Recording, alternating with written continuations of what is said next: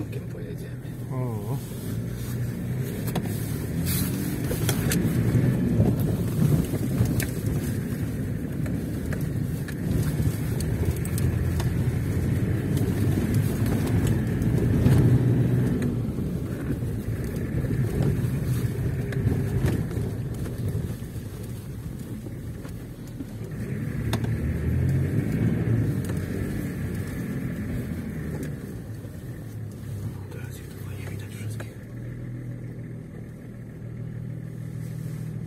O kur... Wajcha w dół. Czekamy okna. Szkoda, że my... Nie, bo tu za chwilę nie przejedziemy. Możesz tu podjechać tutaj, tam i tam... Pierdolę, a nas tym biegiem od czterech. O, fuck.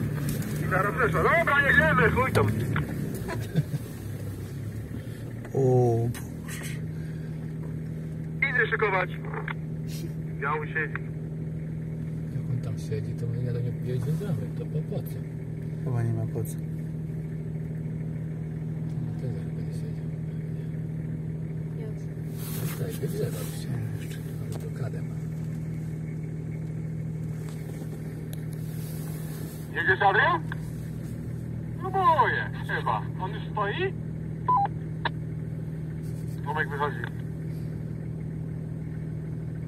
Trzymamy się na brzuchu. Nawracamy.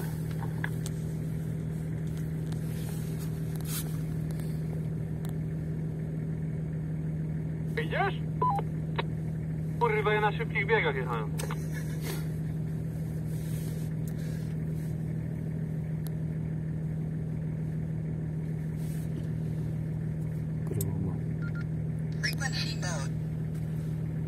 Ale Tomek, dużo ci nie brakowało. Kliwą przytrzymałem. Zobacz jak idzie, kurwa. Dobrze.